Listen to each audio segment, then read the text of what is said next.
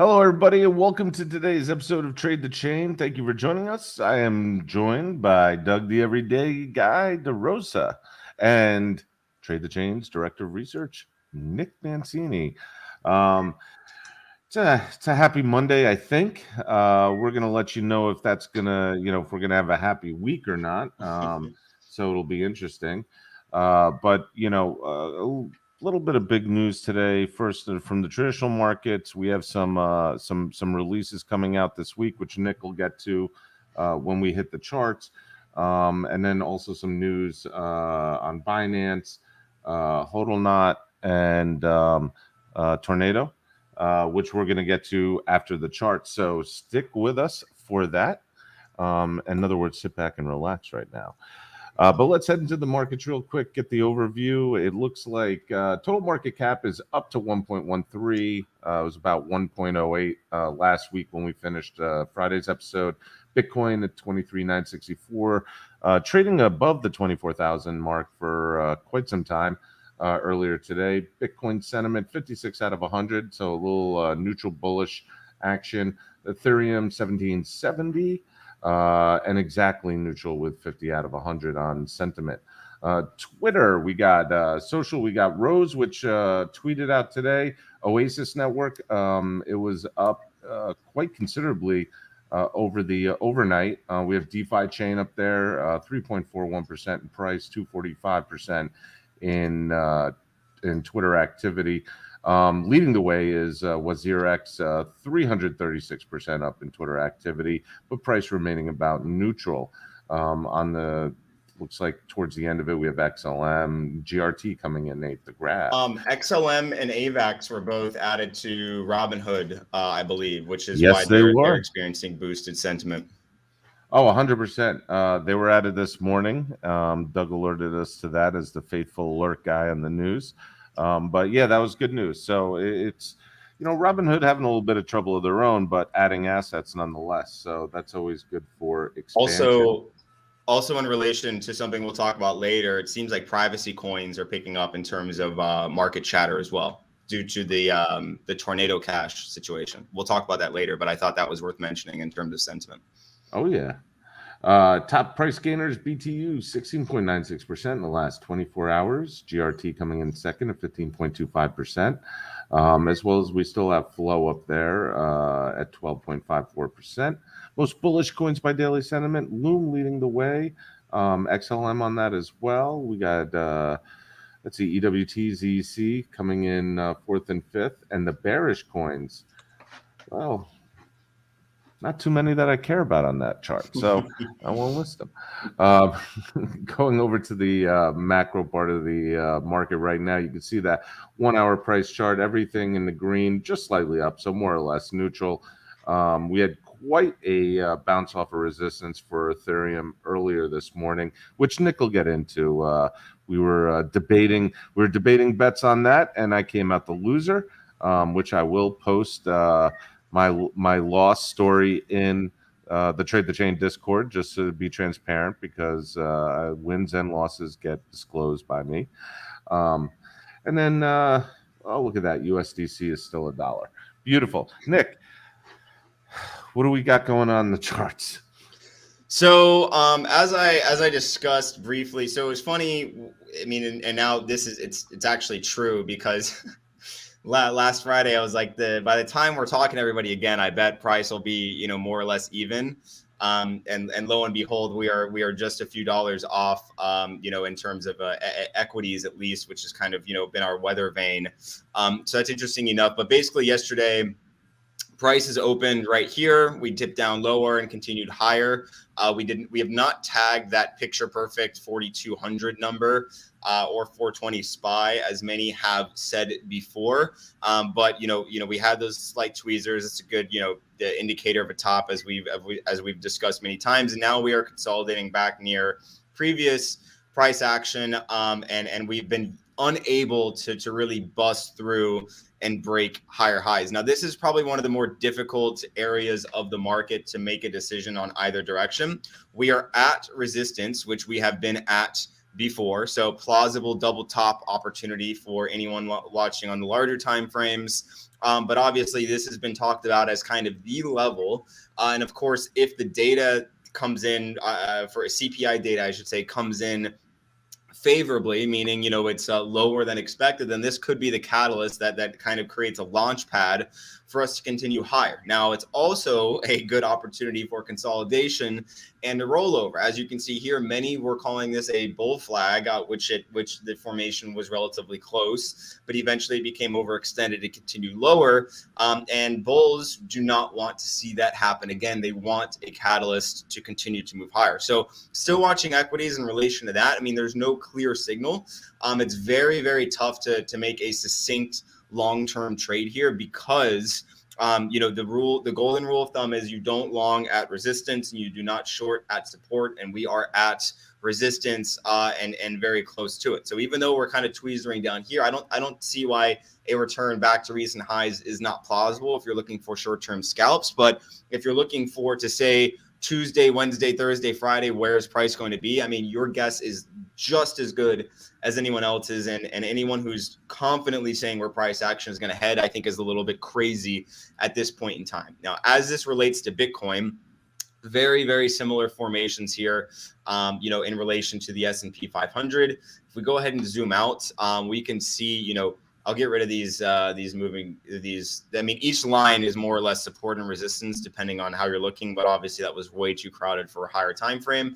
For Bitcoin, you can see, you know, why the bulls keep saying 28K. If we break through 24.1, 24.2 cleanly, I mean, there's not a whole lot of room in terms of resistance. This entire trading range was just absolutely sliced through during the 3AC debacle. So if you are bullish, there's a lot of room on the chart to be bullish. And I think that's also a reason to be both weary and, you know, and excited at the same time, is because, you know, market makers are seeing what we're seeing. They're seeing the bullishness, they're seeing the sentiment change, they're seeing the opportunity. But as more longs and more open interest, as we call it, meaning bets placed on synthetics, we are seeing same open interest levels that we've seen during this drop off as well as this drop off. And that's obviously concerning when you're seeing the same patterns play out in terms of spot as well as derivatives. And now we can see here, interestingly enough, if we look at the sell-off earlier today, massive spot sell-off. Which is very interesting. Now, if this catches, you know, very, you know, obviously a good sign, but you know, the derivatives didn't close a whole lot. You know, we had a lot of spot sell-off, but not a whole lot of, you know, synthetics having their bets, you know, basically removed from the system, i.e. closing out. So people are still overly zealous near resistance, which signals two things. A, we continue to pipe higher and everybody else gets ignored, or market makers are trying to, you know, trick everybody into thinking that we move higher, and really they're going to clean everybody out lower. And that's why I say this is legitimately the hardest time to trade. It's better to be patient rather than over bet, because right now we are truly in a situation where we can go higher, we can go lower, or market makers could do both and wash out and do a classic Darth Maul candle and wash out longs and shorts at the same time and completely remove all the liquidity from the system before making another move. I mean, there's so many options here. That's why I want everyone to be aware of both possibilities, as well as you know, what market makers like to do in this scenario, because it's never easy as 1, 2, 3, especially with the macro picture where it's at right now. So in my opinion, I'm completely just holding off. I think CPI on Wednesday is going to be a massively big deal. And I want to see if we get any sort of semblance of a hint, a telegraph, or any information of how it might be, because the other perspective is regular CPI is expected to be lower, but core CPI is actually expected to be higher. And so retail loves to look at regular CPI because that's what we point to, and core CPI is much more confusing. But if core CPI comes in higher than expected, meaning core CPI is increasing, is that bullish or bearish? And this is a conversation I wanted to have with you guys today, because I don't think any single one head is going to be able to put this together. I mean, if we've got differing CPI prints, you know, we're sitting at resistance. We've got calls in both directions. Sentiment is neutral, but starting to push a little bit bullish. You know, we've got to trade for the ages here, certainly. I think you're on mute, Alex. Alex, you're on mute. It's interesting because of the irrationality that's been going on in the markets. And Nick, as you and I know, trades have gone against us just on news having an effect in the wrong direction when it gets released. Now, if we have, you're telling me if CPI and core CPI print different, a positive and negative figures, what'll happen? I don't know. We go I mean, sideways. that's what I'm saying. That there's a legitimate scenario here where where regular inflation is somehow a beat, but core inflation is somehow a miss. And I'm like, and I'm sitting here. We haven't had that scenario, so we're kind of reaching, new situations here. It was a lot easier previously. It was just like, okay, here's our number. If it's above this number, it's good. If it's below this number, it's bad, or vice versa, actually. But now we're sitting here, like, now we have to legitimately do gymnastics to understand exactly how the Fed may react, because it's actually just having this discussion with a Twitter influencer publicly.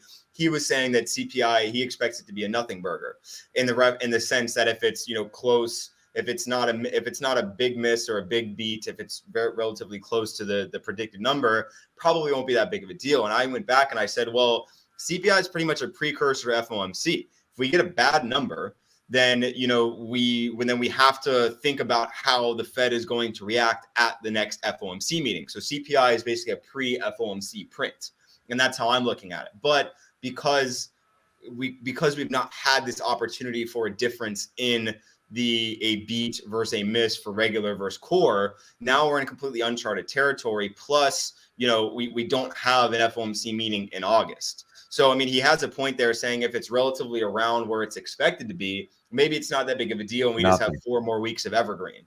I agree with that. I think if Yeah. it's a slight miss or hit, we're going to have an engulfing 1 hour candle, either up or down, depending on which side it goes. And then the market goes back to normal. And we'll take a directional approach just based on, crypto sentiment, more or less. If it's hugely negative or hugely positive, I think that might be possibly a catalyst for the direction of the market going up into the Fed, and then shortly thereafter the midterm. So I agree with both of you.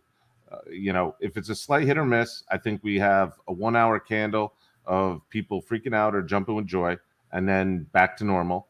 And then if we have a huge hit or miss, that might set the tone, the directional tone of the market until FOMC. I do think, though, Nick might agree with this. The market seemed getting a little bit more dovish over the last couple of weeks, and then the jobs report was way stronger, right? And then you had the San Francisco governor?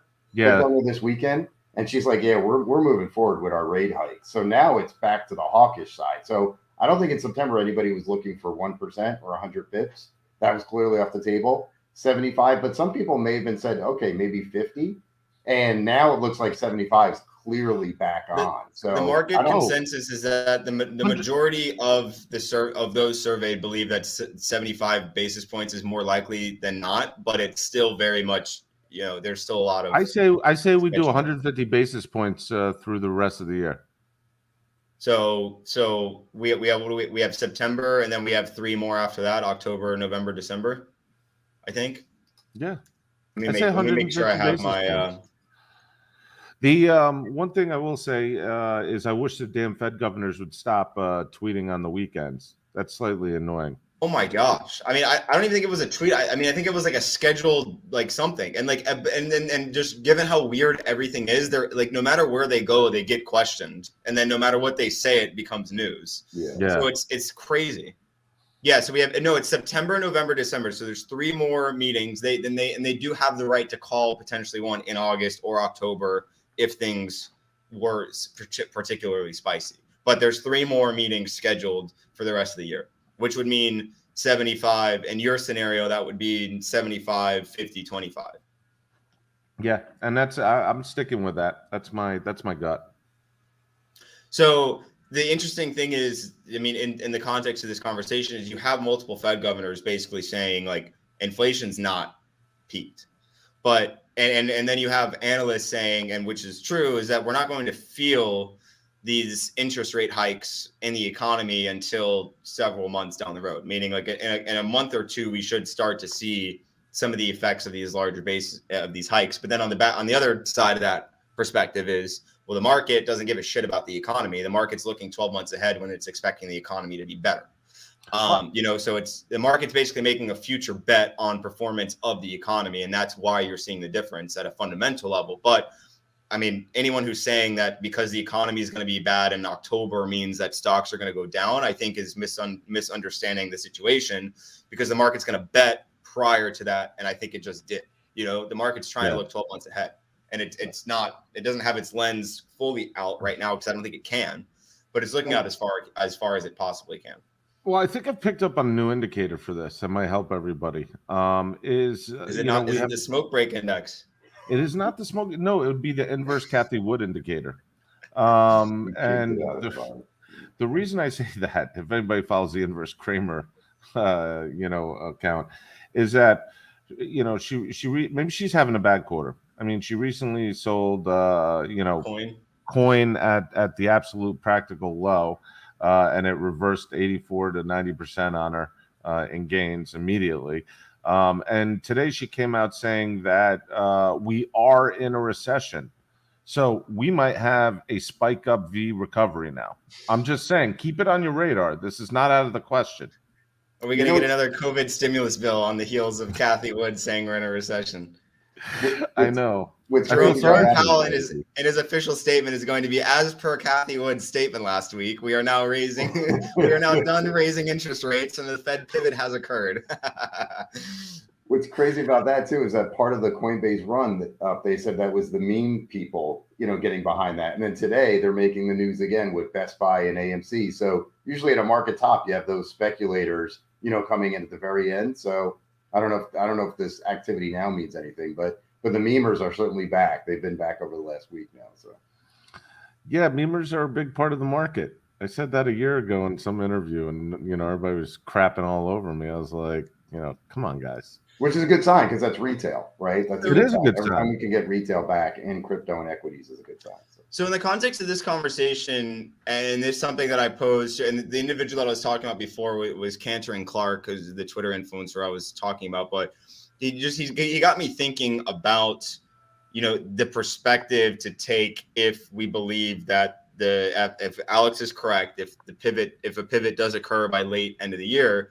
I mean, there's an outlook to take that why would we materially continue lower at this stage? And I think, clearly the based on how we've been trading before, it sounds like, CPI would have to be just horrid, and the Federal Reserve would have to whip out 100 basis point hike, because we pumped after recent FOMCs, and he just did a 75 point basis hike, and we ripped. And we haven't really come off that high a whole lot in the grand scheme of things in the past 4 weeks, or past 2 weeks. I'm sorry. So now I'm thinking, and I'm like, I've still been a bear, or a macro bear, and I still think a W recovery is much more plausible, or much more reasonable, I should say, given what we're dealing with in the market. But again, we are in an unprecedented economic situation, as well as we are coming off of the most money printing ever done in a small span of time. So, regularly, I still find it hard to believe that we're just going to do a V, but at the end of the day, I'm thinking, what's going to push us back to lows? It would have to be absolutely horrid inflation, which would mean that commodities would have to basically reach their recent highs in the next 8 weeks, I think. Well, the market has such a short memory, in the sense, does anybody even mention Luna anymore? All that money is just out of the system and it's gone, right? Like, that's gone. That's not even news anymore. The Cell token, I think today or the other day, last 24 hours, I think it hit $1.67 or something. Obviously, those people are still having those issues. Voyager now looks like it's at least getting better, right? The cash is being released. That's positive. They're accepting some higher bids. So all these negatives that were in the channel, seem to have been absorbed. So I think we're in a healthier place in a weird way than we were 3 months ago. And so in light of anything outlandish, I agree with you. We may trade back lower down to the 20s perhaps, but breaking new lows to the 15, I don't know if the market's going to have then that. But with that said, like you said, in terms of the Fed, just a quick thing, gasoline is down. 67 cents a gallon since last month. So some people say the Fed's work has already been done in terms of, again, it's not lowering prices, it's price stability, but still some of these inflation issues have been self-correcting, right? So maybe the Fed probably will overreach now and raise too much and screw things up. The point has to be made that oil is reaching where you would expect a local bottom to occur. And we do have to understand that, as I just said, the one thing that I think would really flip the market on its head is a strong commodities recovery back to recent highs, because if commodities start increasing, then that's basically our energy, what most people spend, their money on to survive and operate their lifestyle, meaning gasoline, oil, heating their house, electricity, which depending on how your energy is generated could be related to natural gas and things of that nature as well. If commodities start to recover, then I'm calling another bottom for crypto. But absent a strong commodities recovery, it is tough to really be a true bear. Although I do think that we are unlikely to just zip through this current resistance level. Meaning that, typically we may see a 0.318, 0.5 fib retracement on the current move. But, I'm just trying to think of what that catalyst could be. And the only thing that tells me that inflation has not topped and that the Fed will have to work harder is the simple fact that energy may become more expensive as we go into the winter. That's probably the big thing I'm focused on. Paying too much gas for the boat already, man.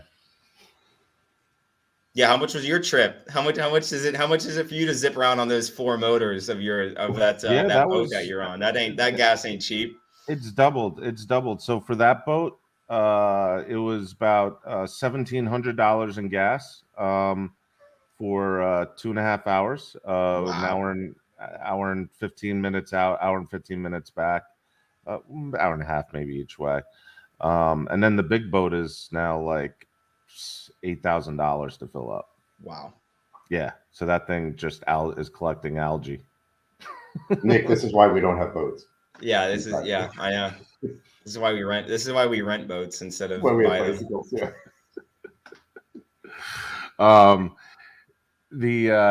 We got Justin Smith in here, our resident locksmith from Georgia, who's a member of Trade the Chain, and yes, he did ask us to be his portfolio manager. Man, I wouldn't be able to live day to day if I was managing other people's money. I don't think I could handle it. I mean, that's a lot of pressure on top of pressure. With the way that I personally trade, I wouldn't be able to do it. I'd have to systematize it more, because with that, it's like you have to reach goals. You have to have an agreement. Like for me, it's like if I make 1,000% in a month, I'm having a great month. If I make 50% a month, it's a decent month. If I'm down, then I look in the mirror and I cry a little bit and I put my clown makeup back on and I get back to the desk. But in that scenario, there's a lot more to it. And for everyone who asked if I smashed every fingernail with a hammer, no, I do. I get mani-pedi sometimes, roast me, tweet at me, whatever you want to do. But hey, getting your hands and feet taken care of, nothing wrong with that. Nothing wrong with that. I haven't had to send Nick a package of ramen noodles in a while, so he's doing all right, folks. That was actually in the Inflation Act this weekend too. Hedge funds, they were going to reduce or eliminate carried interest, but they did keep that going. Yes, I saw a great tweet that all new babies born in Greenwich, Connecticut are going to be named Cinema this coming year. That's awesome. All right, let's move over to some news real quick. Interestingly enough, we have article: Binance never completed acquisition of troubled crypto exchange Wazir X. This is an interesting. Normally, I wouldn't pay attention to this story, but one is I begin over the years to pay a little attention to CZ and what he's doing, almost in a little bit of a critical sense. Right, you can't allow any one person to become this untouchable magical god in any industry.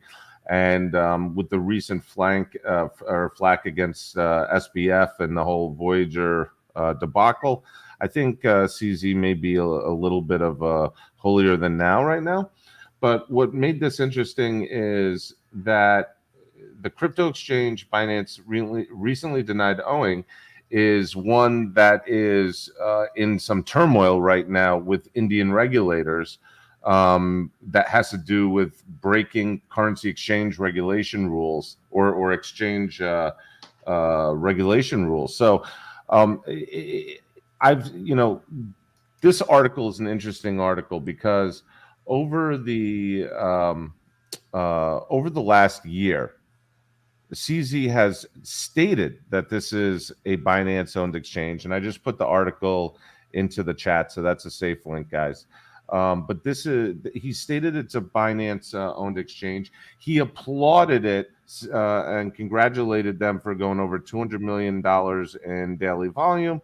And he has also worked back and forth with them on their source code. So I don't know how you want to read into this too much, but when he starts backing out of acquisitions that everybody in the world has said has been completed, now that the exchange has some regulation issues, what is that to mean? I definitely want to get a comment from you guys for sure.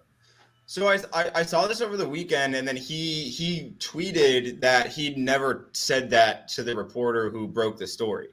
And then now I'm seeing it pop up again, like more recently, which I would assume means there's more takes or whatever. But I mean, he tweeted literally that he never said that. So I don't know if people are picking up the story and ignoring his own words, but now there seems to be two sides of the story here, at least some degree. You're on mute again, brother. I don't know why it keeps going on mute. Oh, I know why it keeps going on mute, because darn truck backing up down the street. You know something? I wish they'd ban those backup beepers. Nobody cares about the kids being run over with a truck in reverse. Just ban the beepers. It's ruining the show. No, I'm just joking. Nobody wants a kid hurt. Crypto Twitter is going through an interesting period the last couple months where listen, always had fake shit on crypto Twitter, right? But now there's fake stuff that gets posted by people, influencers and such sometimes that looks just legit. A meme. Just a meme. Yeah, they'll be like breaking, like whatever, like blah, blah, blah, blah, blah. And then I'm starting to see people actually like retweet it like it's legit. Cause I'm like, I've seen, when people, yeah, I've seen news outlets like rush to write a little hit piece on it. And the best is when the politicians get like owned by the true meme accounts, though, that it's just like the John Rich account, like that like meme guy, that cracks me up whenever like senators and congressmen will be like, see, this is what we're talking about, and they just repost it. It's so funny. Or the Blomberg guy or whatever, and everybody goes through it quickly and thinks it's really Bloomberg. Someone will be like Blomborg or something like that. And it looks, they'll change. When the big accounts will change their name to like somebody and be like, I don't know how that's legal or what the ramifications are, but it's pretty funny sometimes. It's crazy. Anyway, the big news of today is HODLer. Now, if you're not familiar with HODLer, HODLer goes by the meme that's on the thumbnail today, which is a little spaceship dude cartoon. Actually, in the past, has been named one of the top 100 influential people in crypto a couple years running. So quite a big deal. This HODLer is about a 2.5-year-old lending platform for yield. And today, and it's very famous, became very prolific, the HODLer handle on Twitter. And today it announced that it is suspending service, withdrawals, all this good stuff. The story we've heard from seems like every big major CeFi counterparty that does lending in the last month and a half. This is ridiculous. So, I mean, when is this going to stop? Apparently, it comes out they had huge exposure to 3AC right there. HODLer avoided 3AC exposure and early denied ever buying UST, the Luna stablecoin, but it looks like they did. If platforms aren't going to be transparent with users on their mistakes and this crap happens, this is just downright fraud. I mean, they're just setting themselves up for extra lawsuits in the future. Like, I mean, you're relatively, I mean, if they go bankrupt and, do all that rigmarole, there's a shield there, but lying to your customers is there's legal ramifications that come from that. So I'd be shocked if if there's not class action lawsuit. There's probably, we know how class action lawsuits go. There's probably one law firm that's contacting every single person and is going to have 10 class action lawsuits that they go after. I would be shocked if there's not a few legal teams working on that right now with all of the claims that were made and clearly were false. I agree. I think this is just, I think it's ridiculous at this point. You see what's going on, or what's always been on with Bitcoin maxis and the rest of crypto. I'm beginning to become a DeFi maxi at this point. I literally, and Doug and I were CeFi maxis. I mean, that's what we did. We built institutional CeFi crypto platforms the first 90% of our life in crypto. So I'm really beginning to get such a disgust on all this thing. All I can say is people got to really get their assets off of any place that can lock it, withdraw it, or do anything to it. It's stupid and ridiculous. And in reference to DeFi, I mean, the only existential risk is obviously the lack of security on the platform. And that's why if you do use DeFi, to diversify as much as possible. Don't leave all of your crypto in one single wallet. Make sure that there's no single password that will access everything. I saw actually one of the Cameo co-founders who we've used as love Cameo, hilarious. But his Apple iCloud password was hacked, and so his iCloud password clearly allowed access to other things, or maybe had passwords within it that then gave the hackers access. So he lost, I think, $270K worth of assets. Because his iCloud password was hacked, and clearly he had sensitive information there. So never allow one single point of failure in any aspect if you are DeFi, because I mean, at the end of the day, a bank will insure you up to $250K. You're not getting insured anything on DeFi. So that's just the only caveat. But like Alex, I am fully DeFi. I am straight up, but I'm diversified as much as humanly possible. You look on the screen real quick. I mean, there's an ad right there at the top of the page for our old employer. I ran That's institutional digital for Bequan Pro. Doug and I were huge proponents of CeFi and what it could do to really maximize efficiency in the industry. But now I'm with you, Nick. With this news today, though, Alex, there's no effect on the market. I mean, right now, BTC is up 700. So again, the news cycle has changed, right? 3 months ago, this would have helped the market cascade lower. Now it's like, all righty, another platform. Because all the liquidity crisis stuff is baked in. Because if you think about it from a financial perspective, there is no material impact on the market. Nobody can sell that crypto. It's basically just locked money. If anything, technically, it's more bullish because there's less crypto available to be traded. And then unfortunately, that's how you have to think about it. You have to get past the headline and say, okay, now what happens in the market next? Nobody can access this crypto, less liquidity on the market. Yeah, agreed. I want to jump into the comments real quick. Sam Bankman-Fried, not a fan of fake accounts. Sam, I agree. That's why I'm really glad you put your own picture on the icon there, so we know it's really you. I can't believe you're typing in the comments with running an exchange with 15 employees. It's crazy how much time you have. Multitasker. The Anon Dodo. That's an interesting handle. The clawback issue that's going on with Celsius. Now, I don't know. I don't know what's legit, not yet. I'm just looking into it. I wasn't a customer of Celsius. Thank goodness. I never would have been, just based on, just what my gut feeling was over the years. But the clawback situation, there's this thing going around saying 90-day clawbacks are possible for people who withdrew money before withdrawals were shut down. And people are also, I've seen it also mentioned for Voyager as well. I don't know the legitimacy of that. I'm looking into it. We'll bring it up on tomorrow's show. But that seems a little ridiculous. I'd like to know how they're going to claw that back. If they sent Doug $1 million of his Bitcoin back, that Bitcoin's gone. Doug has an expensive girlfriend. He has an expensive car. He loves expensive wine. I don't How have are a they- gas bill like for your boat, like you do. How are they getting that money back from people? I don't know.